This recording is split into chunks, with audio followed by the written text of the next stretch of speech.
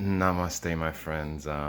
Today I just did a little bit of Kirtan, and something that is really powerful in Kirtan, and really a lot of the path, but especially in Kirtan, is fully coming to realize the immensity of reality, um, the immensity of the truth of reality.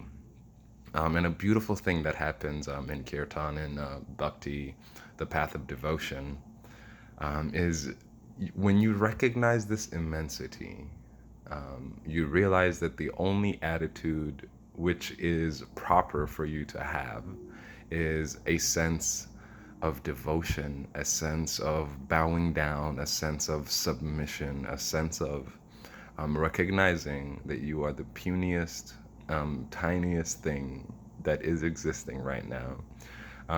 Even just thinking um, of your mind and your body, usually in a normal perspective, you think, I have a sense of being the one in control, and like my mind is something that I use, my body is something that I use, and they are serving me, and I am greater than them. It's just my body.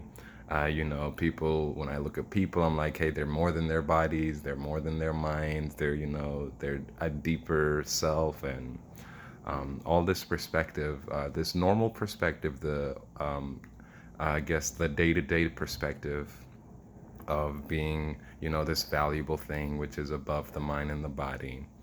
But then as you practice and you come to realize, and it's a very simple realization, but it's that you are based on the mind and the body, that you can only be you because the mind and the body are. Like they came first, or they come before you do. And it's almost like they allow you to be here. No, it's actually exactly like they allow you to be here. If it was a different body and a different mind, you would be a completely different animal, without this sense of self. Or, maybe just with a different body, and still have the sense of self. But the way I see it, animals don't have the highly developed sense of self and being that we do. Or maybe they don't have the ability to express it. But anyway, the body and the mind are greater than who we are because we depend on them. Like it's not the other way around. Um, and then if you recognize this dependency, there will come moments when you are deep in practice and you will actually realize this at the deepest level of who you are. You will realize how much you depend on your mind and your body. Like you literally cannot exist independent of your mind and your body the way that you exist right now. 14 billion years, we weren't existing. It was something else. And in that sense, if this body and this mind are not producing you, you would not be existing at all in this way.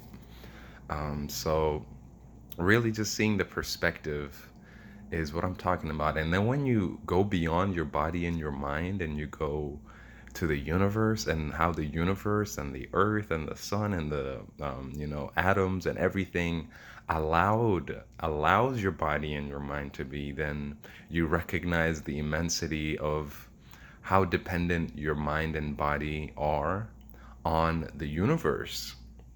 So it's like an even bigger dependency. And then when you go beyond that, it's like the universe depends on reality, depends on the fabric, the thing which holds everything together, like the laws that science are discovering. The very nature of reality allows the universe to exist as it does.